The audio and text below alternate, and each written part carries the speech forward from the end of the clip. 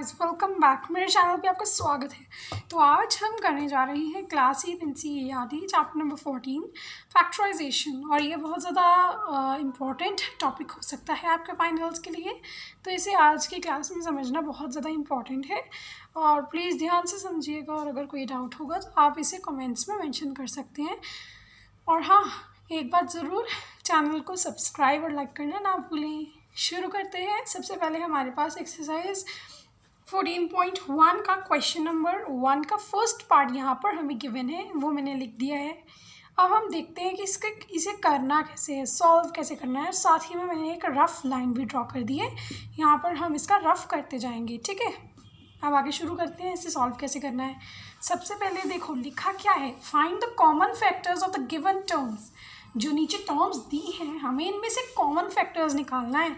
तो आपको आता ही होगा कि छोटी क्लासेस में आप क्या पढ़ के आए थे, आपको दो नंबर्स दिए होंगे, जैसे कि दिए होते थे, जैसे कि 6, यहाँ पे ले लेते हैं हम नंबर्स 6 और 12 के फैक्टर्स। तो आप 6 के फैक्टर्स क्या लिखते थे, ऐसे करके 2 फिर 3 ऐसे लिखते थे 2 3, फिर उसके बाद 6 खुद भी फैक्टर होता है ना, 1 भी होता है, 1 2 3 6, ये सारे फैक्टर्स होते हैं। 12 के फैक्टर्स क्या होते हैं, 2 होता है, 3 होता है, 12 खुद होता है, 4 होता है एंड 6। तो अभी हम इतने लिखते हैं। फिर क्या करते थे, कॉमन फैक्टर्स जो होते थे उनको सर्कल करके ऐसे लिखते थे ना, इस तरीके से। जो कॉमन फैक्टर्स, 4 नहीं 6 कॉमन फैक्टर्स जो होते थे वो आप इस तरीके से लिखते थे। वैसे ही सेम हमें यहाँ पर भी करना है, वही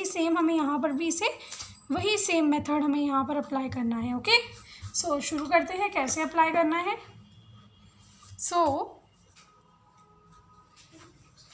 देखो पहले 12x है, तो पहले हम लिखेंगे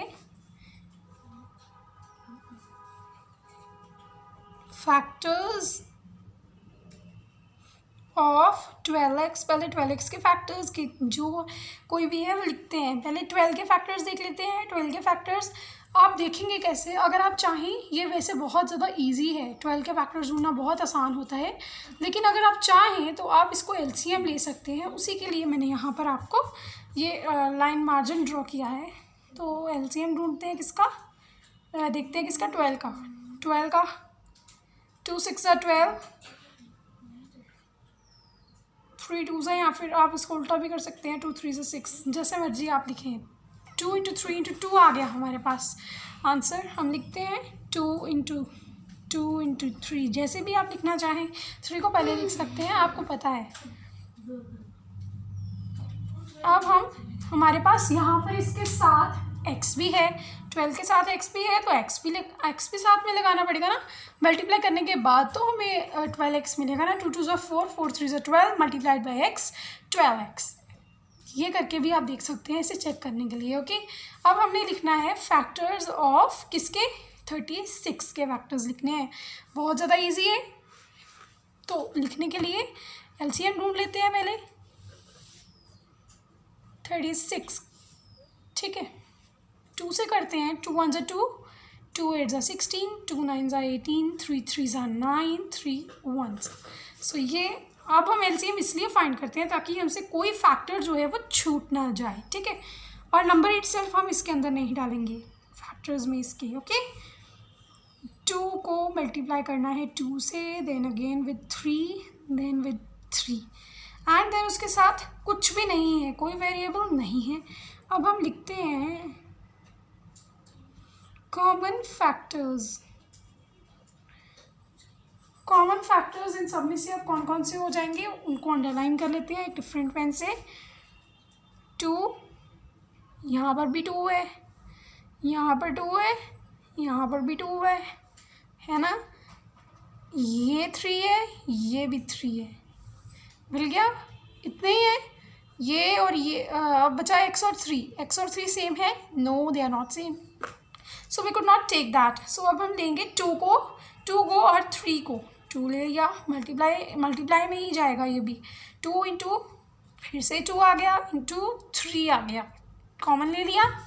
ठीक है, 2 × 2 × 3 इज वी गेट 12। सो जो यहाँ पर कॉमन फैक्टर है, यहाँ का कॉमन फैक्टर जो है हमारा मिल गया, जो हमें है वो फर्स्ट पार्ट का है 12. So I hope very much clear to you. अब हम अपना सेकेंड पार्ट देख लेते हैं.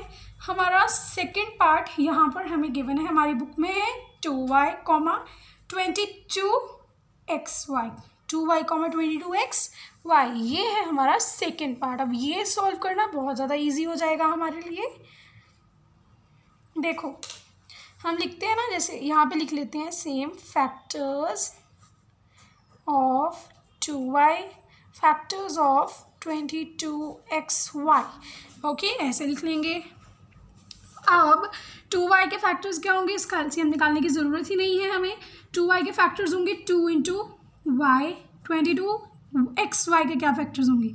अब बताओ 2 इंटू 11 ही तो 22 होता है, और आप किसी नंबर से इसे मल्टीप्लाई कर सकते हैं? नहीं कर सकते, सिर्फ 2 और 11 से ही कर सकते हैं.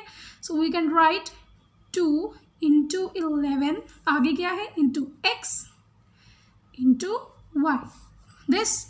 सो now to find the common factors. अब कॉमन फैक्टर्स को हम अंडरलाइन कर देते हैं, एक डिफरेंट पेन से सर्कल कर देते हैं, जो मर्जी. 2 कॉमन है, यहाँ पर भी y और y दोनों कॉमन है, ठीक है.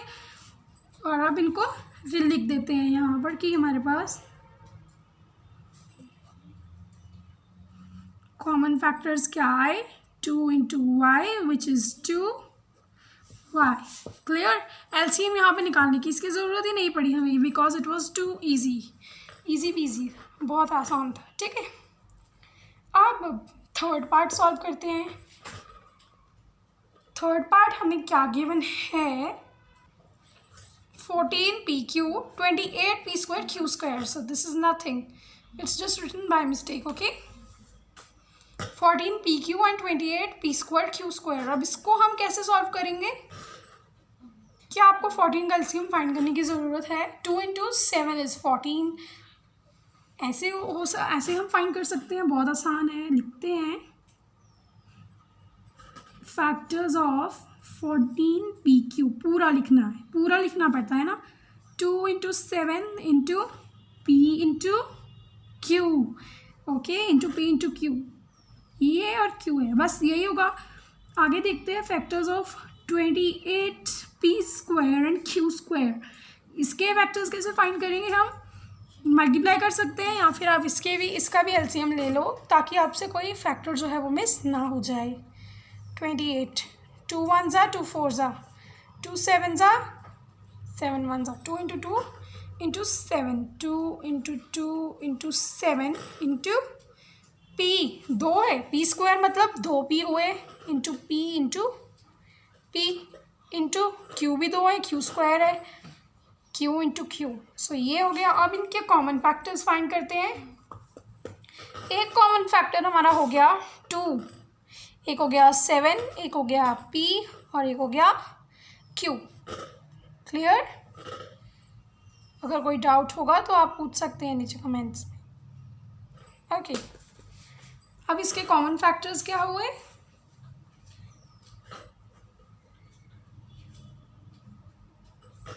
ये हुआ 2 into 7 into p into q. ये हो गए फैक्टर्स कॉमन. मल्टीप्लाई करना है ना इसको, 7 2 ज़ा 14pq हमारे पास आंसर आ गया. जो पहला नंबर है वही ज़्यादातर फैक्टर में हमारे पास आता है, कॉमन फैक्टर में. ओके, सो हमारे पास आंसर आ गया 14pq. सो ये थे इसके कितने पार्ट्स? 3 पार्ट्स. नेक्स्ट वीडियो में अगले 3 पार्ट्स लेके आएंगे. अब तब तक के लिए बाय बाय. एंड प्लीज़ हमारे चैनल को सब्सक्राइब, लाइक और शेयर ज़रूर कर देना.